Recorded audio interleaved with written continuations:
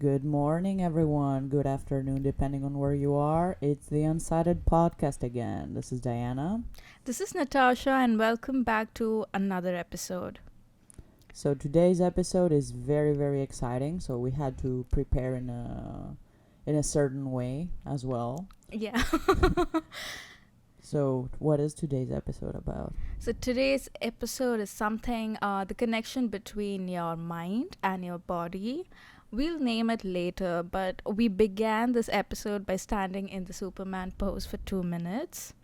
So apparently, I found out that if you hold yourself in that position for 2 minutes before doing something, it gives you more confidence to do that. Yeah, I do feel more confident, Me too. and it's tricking your brain because you're like the Superman pose.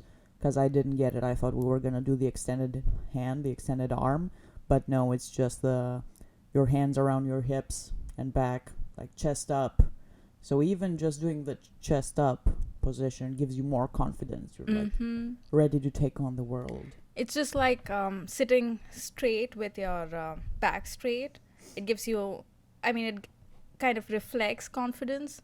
It acts in the same way. Mm-hmm. Okay, so let me narrate an incident, and this is a real life incident. So there is this boy. His name is, he's probably as old as us now. His name is Parker, and he was a healthy and happy boy until his second birthday. A few days after his second birthday, his parents started noticing classic signs of autism in him, which is he started withdrawing from the world. He lost interest in social interaction. There was poor eye contact, and these are the classic symptoms of children with autism. And most children with autism also face gastrointestinal problems, and Parker was no exception. So they had to take him to a gut specialist, and he went through an entire GI diagnosis procedure. And something very miraculous happened overnight. So Parker started getting he stopped withdrawing himself from the world. He started making eye contact and started speaking with his parents. He was cured. Yes, he started smiling. He was more pleasant. And then his parents were very desperate to find out the cause, and they were very sure that it had to do something with the procedure. So they went back to the doctor and asked, they basically retraced all the steps that they had done. And by elimination, they found, they decided that it had to do something with the hormone secretin, which is basically a hormone released by the pancreas. So these patients are given this hormone to see if the pancreas work fine. And then she started telling the doctor that he needs another dose of that, because that is what improved her son. And doctors weren't listening, because before that there was no research suggesting there's a connection between this hormone and autism. And somehow her story reached another doctor who also had a son with autism. And so she decided to give it a try. And guess what happened? Her son also recovered. Didn't recover, but he was showing signs of recovery. So but he did have autism in the end. Yes. Okay. But there were like a big improvement in behavioral traits. And then others heard of it, and then a third boy also got treated with secretin, and he also improved. And this became a big news, and then parents all around the world wanted to try this for their children. And then of course, the pharmaceutical company who was manufacturing this hormone, it was good news for them too, because now their profits increase. Money speaks. And they started manufacturing a lot, and somehow 200 children ended up getting secretin. And then the federal agencies got concerned because there was no test of the safety of secretin, and that was a concern.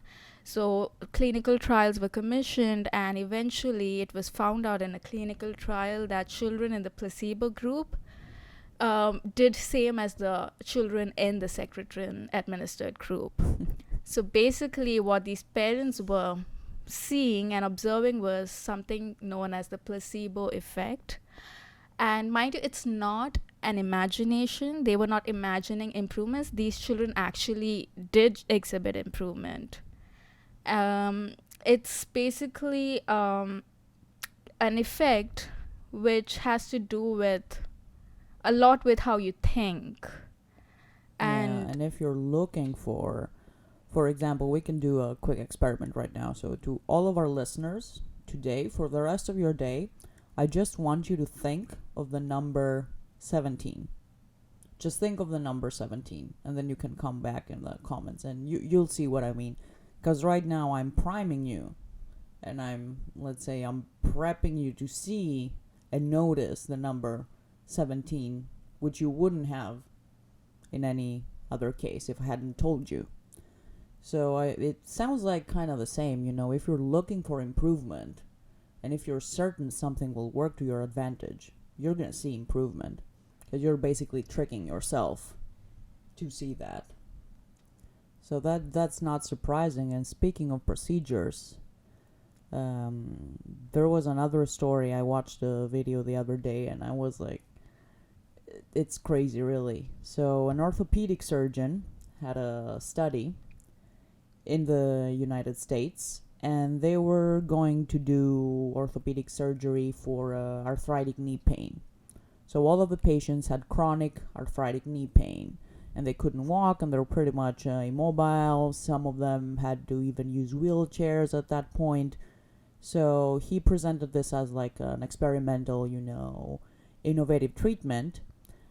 But this treatment had two groups. It had an actual surgery where they would like actually open up the patient's knee and try to do something with the cartilage and inject collagen or whatever they were doing. They didn't go into much detail about the actual surgery. But they also had a placebo surgery group. But it's really interesting the lengths to where these people went.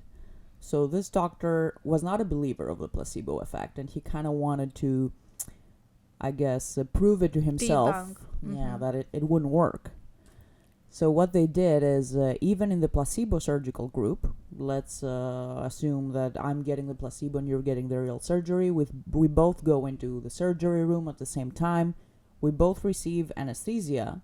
So they would keep both patients for the same amount of time. So even if they were not doing anything to me, they would still keep me in the surgery room for an hour and a half or however long the procedure would take. They would play videos of pre-recorded procedures, and at the same time, the video also had sound, and they would pass along instruments so that the patient, even in anesthesia, would hear all the clanking sounds. And they would also open up the patient, right? Yeah. So they made some kind of like scar and suturing, but in reality, nothing had actually happened inside the knee. They would like make a small incision and then suture it. So the patient had a scar. Even their families didn't know what was happening because they would keep all the patients for the same amount of time. They would then bring them back to the waking up room, and everyone felt groggy. Like it was just as if you had a real surgery. The thing is, half of the patients received no treatment or no surgery. They were basically just sitting there for an hour and a half. And so after a few months, when they did the follow-up with the patients, all of the patients, including the placebo group, showed great improvements. Their pain was gone. There was this man who had received the placebo surgery who said that now I can go fishing, I can get out of my wheelchair, I couldn't walk before. So it doesn't go into detail about what happened when they actually told them, because I think that they had to legally tell them they were in the placebo group. But all of the people got over their pain, receiving surgery or not, just because they were convinced that they received this experimental miraculous surgery that's supposed to help everyone. Yeah, and I have been reading this book by Jo Marchant. She has a PhD in microbiology, and she has been the former editor of the science journal Nature. And her book is named Cure: A Journey into the Science of Mind over Body. And she mentioned a similar incident in her book, and it was a vertebroblasty. Oh, and patients in the placebo group, which actually didn't receive the medical cement, like in the treatment group, actually showed improvement, and it was comparable to the placebo group.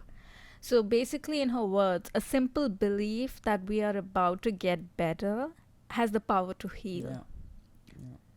And this placebo, like it's basically what they use is maybe pure saline. It's nothing.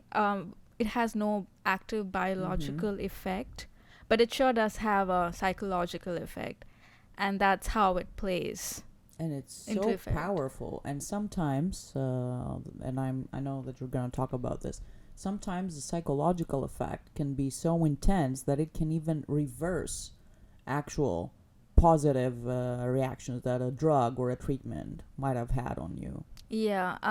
People say that at least the researchers who are doing research on the placebo effect, they say that most of the side effects that people experience from active drugs is because of the negative counterpart of placebo, which is nocebo effect. And that's bad. Yeah, while placebo is Latin for I shall please, nocebo is Latin for I shall harm. Yeah. So that kind of explains what it is. So Yeah, I think I've had more personal experience with the nocebo effect. Like when I was younger, I don't know, I had this fear that I would get like appendicitis. So whenever, you're a child, like your belly hurts every 30 minutes because you eat crap or whatever you do. And then once my belly would hurt, I would convince myself, because I knew what the symptoms were, because I had read about them, and I would exhibit all the freaking symptoms. At some point, my parents caught up, thankfully, and they're like, "You're just imagining all of this." I was like, "No, I'm not. Look, I'm throwing up. Like I would throw up." yeah. It's crazy because I was so scared. I was like, "I don't want to have surgery," so I exhibited all the symptoms. Yeah, we'll get to the biological reason for that effect in a bit.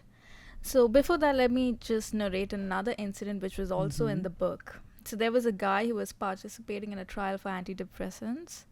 He collapsed after he had an argument with his girlfriend, and he overdosed himself on the antidepressant drugs. Okay. And he ended up in the hospital with a racing heart and extremely low blood pressure. But and then they started administering fluids, because that's how you get rid of toxins, right? And guess what they found out from the clinical trial sponsors? That this guy was in the placebo group. He was basically chugging like salt water in it solid was form. it was his head telling Yeah. him that you are at a risk of overdose, and he was not even taking an active medication. So the effect that he experienced was not because of the active drug itself. And so this kind of highlights the negative effect or the negative counterpart of placebo. So once you start believing that you're going to get sick, and this is why, when you see a person vomiting in front of you, you tend to vomit too, although you don't have any underlying reasons for that. And people say from evolutionary point of view, that is kind of good, because Empathy. it's more has to do with like the brain trying to tell you that in case you have taken in any toxins, then it's best to get rid of it through. And I guess when you were like millions of years ago and you saw someone eating berries and vomiting, it's kind of like your body's reaction to protecting you from eating those same poisonous Exactly. berries. So they're like, "Now you're going to vomit too, so don't do that." Yeah, it sounds very evolutionary, but I guess the mind is much more powerful than we give it credit for. Exactly that. You just stole my words. I was gonna say exactly that. One thing with placebo effects is that it has a lot to do with our philosophy, what we have grown up around, cultural differences. It influences our response to a placebo. For instance, blue tablets make good sleeping pills, but not so for Italian men because blue is the color of their national football team. So they get anything but sleepy at the sight of blue. Oh my god, that's crazy. The color of the tablet. Wow. Exactly. And this idea of placebo effect has caught on because now there are private companies manufacturing open label placebo drugs, and they use pharmaceutical grade gelatin coating casing for that. Mm-hmm. And as peculiar as it sounds, people are purchasing it online on the internet, and it's not anyway cheap. It costs about 10 to 25 pounds. The reason behind making them being sold at that price is because apparently the more a drug costs, the more likely it's going to work. That is how Oh yeah, we think. that's definitely ingrained in my brain. Whenever I take the cheap vitamins, for example, I'm like, I think the $30 ones work better, even though I have no data. Like, there's nothing to prove what I'm saying. In my brain, I'm like, yeah, maybe I should buy the more expensive ones because I felt better. I didn't feel better. Like, it's all. And in the US, like taking injections have a better effect than taking pills. On the other hand, in Europe and UK, taking pills is something they are more familiar to, and they associate it with improved So no placebo condition. injections for Europe, but in the US it would work like a charm if you were like, here's a saline injection. It would work better than pills. Yeah. I'm convinced, for example, that all like the hair growth products, I'm convinced they're all placebos. I'm sure they are. But pretty much everyone notices a difference because you're looking for that difference. Mm-hmm. I don't know if it's happening. Sometimes it is happening biologically. Sometimes, yes. But sometimes it's not even happening biologically, but you still believe it's happening, which causes this to be effective, because then you'll go and you will write a review saying, yeah, sure, it made my hair grow so much longer, so much faster. And when you're very desperately looking for something, you actually start seeing it. And I'm not saying that people are imagining it. Like in some situations, yes, a placebo affects the symptoms, but in some cases, it also has an influence biologically. And people have quantified placebo effects, and researchers are studying altitude sickness. So we all know that the percentage of oxygen is same, but as you go higher, although the percentage is same, because the air becomes less dense, there's less amount of total oxygen in the air you breathe, right? Yeah. So a lot of conditions are associated with altitude sickness. And he does a study where he asks people to come on high altitudes, and that's where his research base is located, and in the Alps.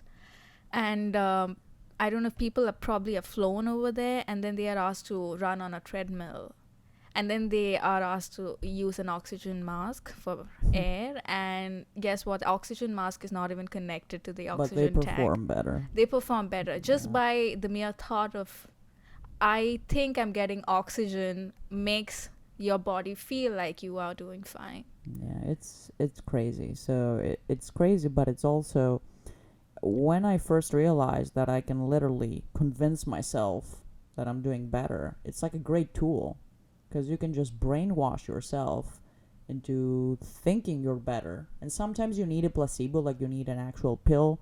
Sometimes you don't even need that. You can reach a point where just by your system of beliefs, people have cured themselves from diseases. People have cured themselves from cancer using nothing but meditation. Because if you convince yourself that your body is healthy, for some reason your body starts to react, your immune system gets activated. And there is a reason for that. So the brain, so the nervous system is, there are two parts to it, right? You have a central nervous system, and then you have peripheral. Central is the brain, the spinal cord, and then the peripheral, which runs to the extremities of your body. And peripheral is further divided into two. One is somatic nervous system and one is autonomous nervous system. And the autonomous nervous system runs through the spleen. And spleen is a lymphoid organs which has all your immune cells. And the researcher looking at this was kind of surprised, and people didn't accept it when he first published his results. That how is it? It was for the first time it was established that there is a direct connection between the brain and the immune system, and that kind of explains why people, especially going through immunotherapy for cancer, they the ones who are more optimistic about their treatment outcome do much better than others. It has a direct influence, and studies have shown that. Yeah. So the effects are not in our head, but Excuse me. Yeah. sometimes the convictions are. But if you can influence yourself in such a positive way, I say do it. Yeah, why not? It's not going to harm you in any way by thinking positive, right? So why not as well? Just give And it I a know from personal experience it's not easy. Like, it's easy for us to sit there and be like, yeah, think positive. But it's generally worth all the work you put into. It's as crazy as when I first started like doing more meditation, and I had been also engaging in cognitive behavioral therapy. One of the things your therapist tells you is you're gonna go look at the mirror and smile at yourself, and you feel like an absolute creep doing that because it's weird. Like, it's weird going to the mirror and smiling at yourself, and you will tell yourself things, but in a very, very weird way, those things kind of imprint in your head. So even just smiling at yourself elevates your mood, because by the act of smiling, you're increasing serotonin production. Basically, our brains are, yes, evolved, but in some senses they're still primitive, and we can use those primitive aspects of our brain to just trick ourselves. So I want you to try it. To all of our listeners, just try waking up for 2 days. Like, you don't have to do it in front of other people, because I know you're gonna look crazy, but go to the mirror, say something nice about yourself, and smile at yourself. And the difference it's gonna make throughout your day is crazy. Yeah. That is what happens in the phantom limb syndrome seen in amputees. So they start developing certain kind of pain in the place where their limb used to be, and just by mirror therapy. So what the therapist asks them to do is hold a mirror against the healthy leg, and it kind of creates a reflection that they have both the limbs. As if they still have their leg. And it kind of helps with the pain. And the pain is like basically in their head, because the limb is not there, right? Yeah, there's no nervous system left. You shouldn't be in pain, but still they experience like severe pain, and they're treating them with painkillers, and it's amazing. And they do experience discomfort. So just because the limb is not there and they shouldn't be feeling the pain, it doesn't mean that they're faking it. There is a reason for that. And so I'm really sorry about this. So there are like in this book, the author mentions very exciting and excellent work by different researchers, and I barely remember the names of half of them. But there was a researcher who was looking at, like Diana mentioned, that one aspect of the brain is that it's overprotective about us. It's like a mother to us. He calls it the central governor, but from what I read, it seemed like what a mother is, like overprotective about wear jackets. You're cold. So imagine like when you go running, you start feeling fatigued, and Diana, you know me well. I start feeling fatigued like very early on, and I'm like, what's going on with me? I start feeling breathless, and I want to stop like within a few minutes from the start. And I always keep wondering, like, is that all? Is that my capacity? Yeah. But apparently, studies have shown that the brain, because of this overprotective nature of the brain, it kind of stops the body way before any actual physical damage. limitations. Yeah, muscle. So it's not that I am fatigued, but the brain is trying to trick me into believing that I am fatigued. And it does so by different means. So the nervous system runs through the muscles, right? So basically, people have tested cyclists, the muscles and cyclists, they attach electrodes to their muscles and see that there is still energy, 50% of capacity left in their muscles Yeah.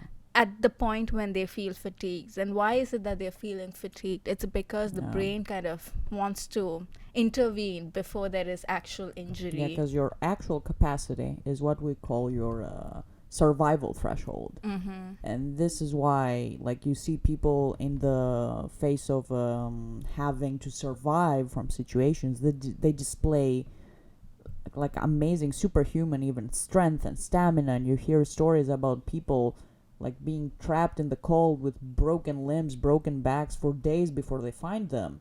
That sounds impossible, but that is to your body's capacity. That is your actual capacity, which you will not reach by just going out for a run, because you have no purpose of, Yeah. you have no reason for your body to stretch to its limits. It's kind of saving up all this energy for real survival situations.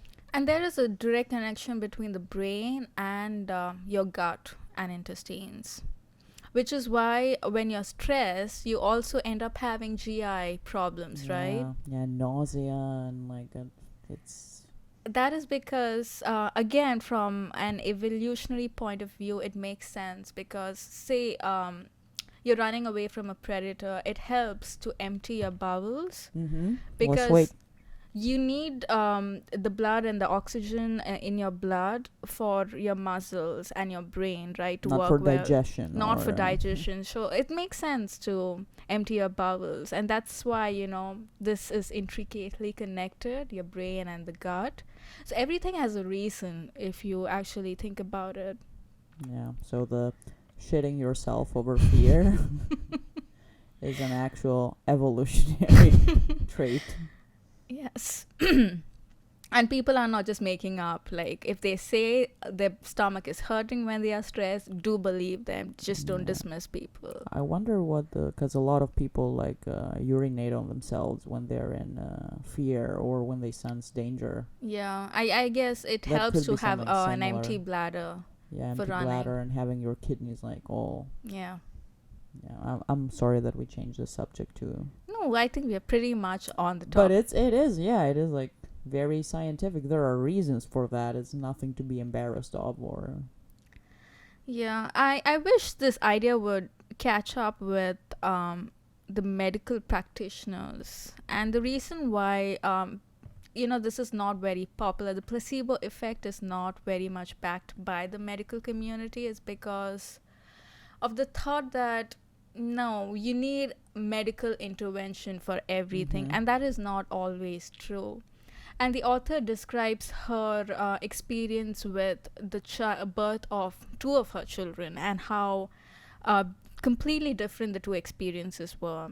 So, in the first instance, she chose to go to a hospital to to birth her child, Mhm. and what she experienced was. She is in the UK, so you have this midwife system, Yeah. and she had different midwives through the course of her labor. And there was no real connection between the midwife and herself, and she Mhm. felt very isolated and guilty. So she was going through a lot of pain, but she was told that she was in the early hours of labor and that it shouldn't And be that's so normal. bad. Yeah.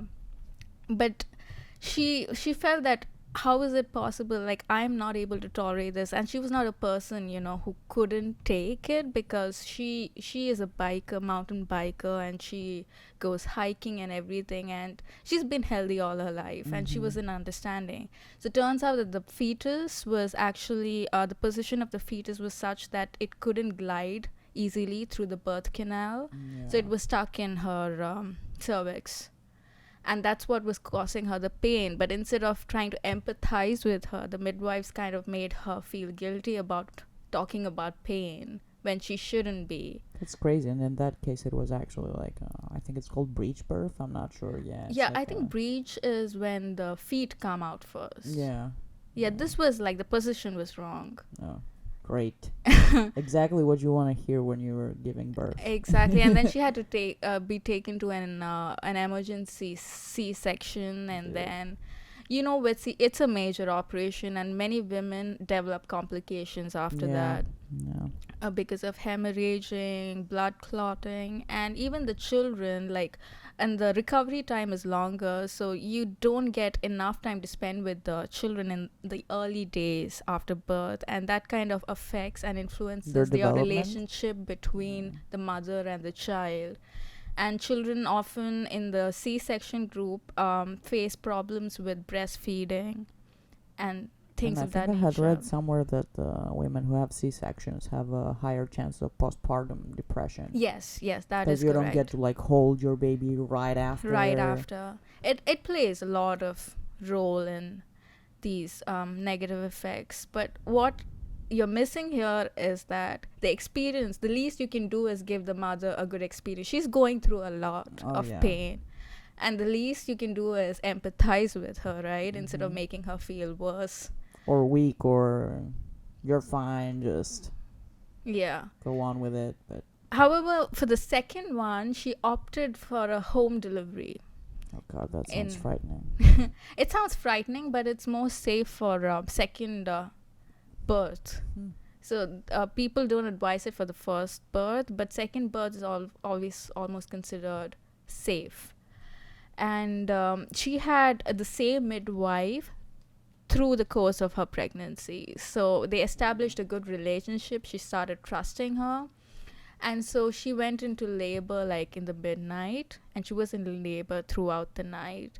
But what really helped her was the fact that the midwife was there throughout, and she kept reassuring her, and she felt like it was like home, like her mother speaking to her, saying that you can do it, honey. And she believed her.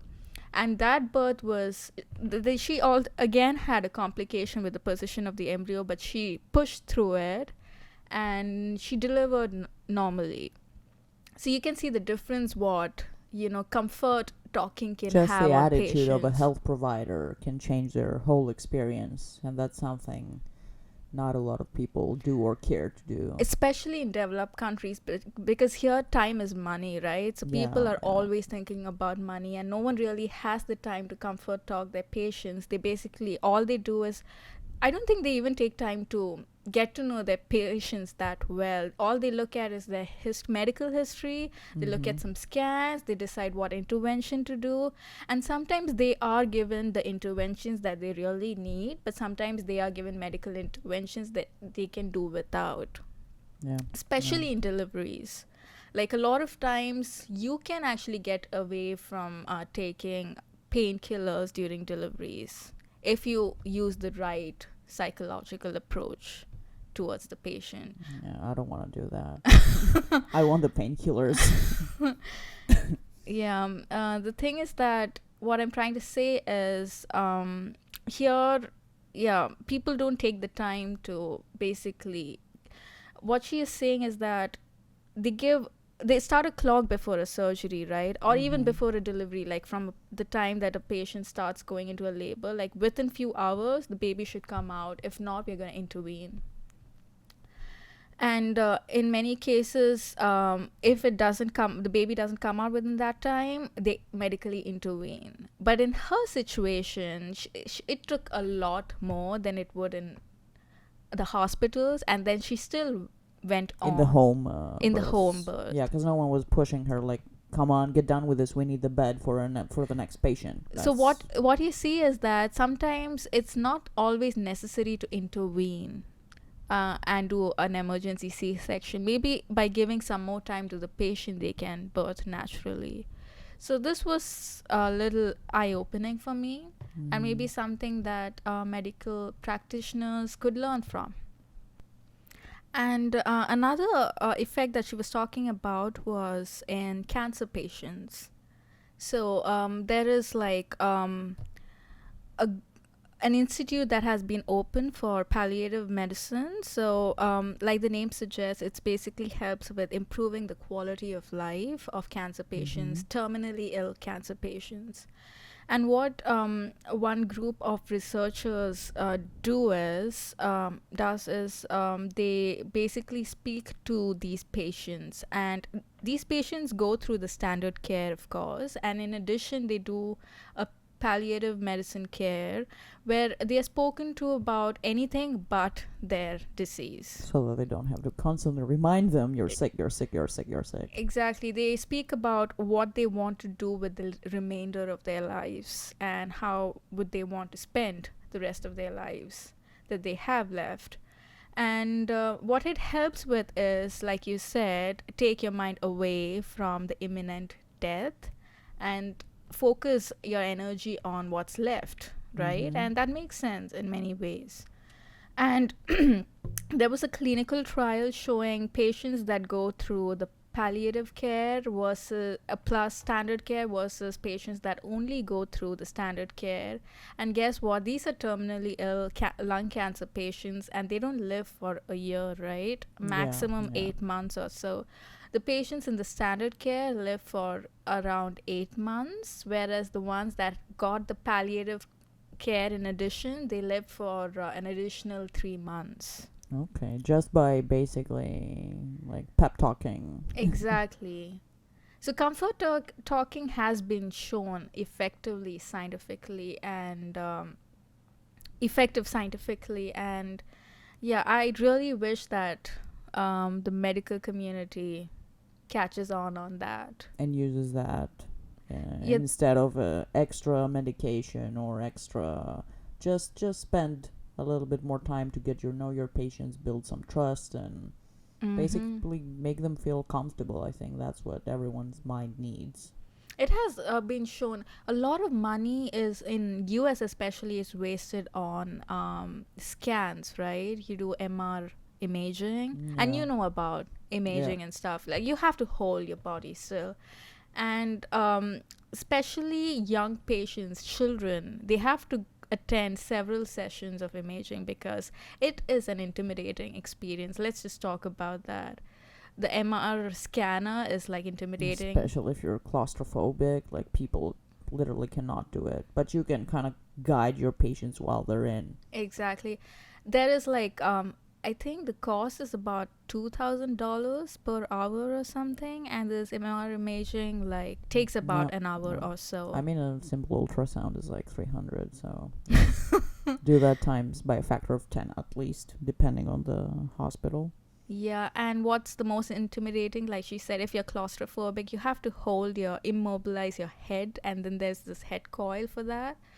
That could be very intimidating for kids. So one doctor has developed a script for the people taking the scans, and basically they are not allowed to use any words like pain, injection, and all. So what they do is they give these children the masks through which the anesthetic is administered, and then they add little Spider-Man stickers to it. They let the kids choose it, so they are more willing to wear the mask. Oh, that's cute.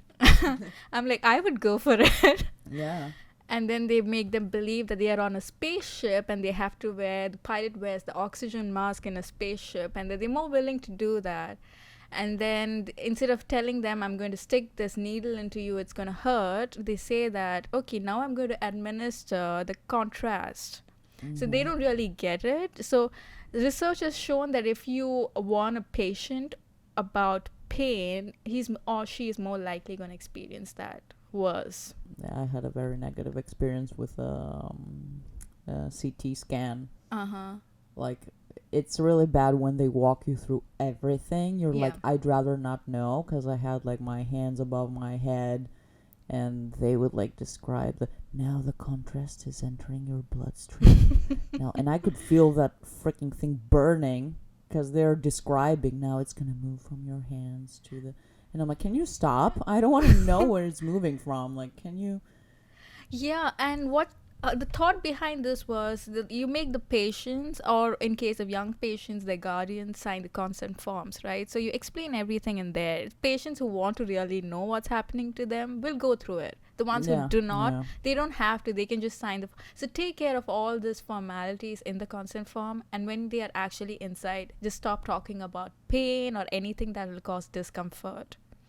Make them or transform them into like send them into a state of trance, and that kind of helps with the whole process. And she was able to save the hospital several $1 million because of this technique, And because lost time and having to repeat scans, which is extremely expensive. But if your patient is moving, the sad part was the hospital was not paying attention to what she was saying until she brought the economic of aspect course. of it. And I'm like, this is really sad. And this is why most placebo studies are not funded by drug companies, because they know they're going to lose profits Yeah.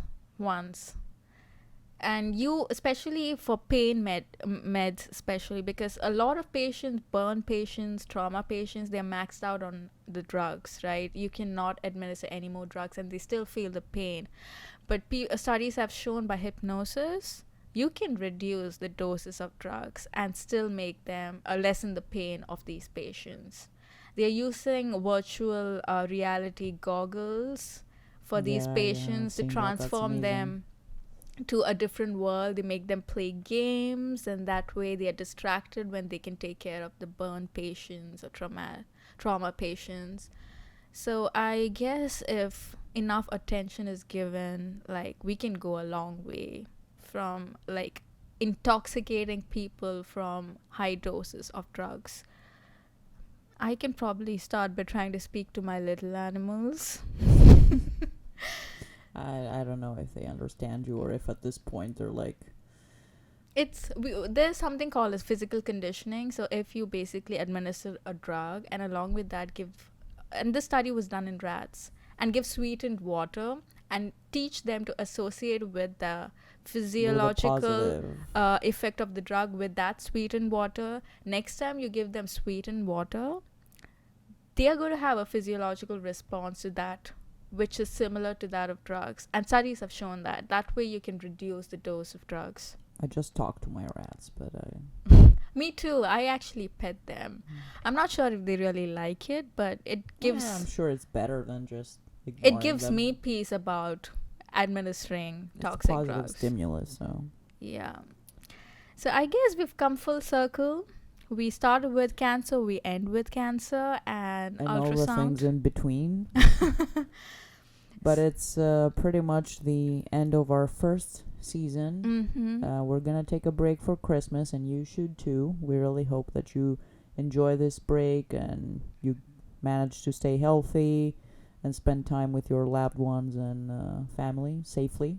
Yeah. We look forward to the new year and COVID vaccine. So wish you all a Merry Christmas and a Happy New Year. Happy New Year. We'll literally see you next year, and take care. Bye-bye.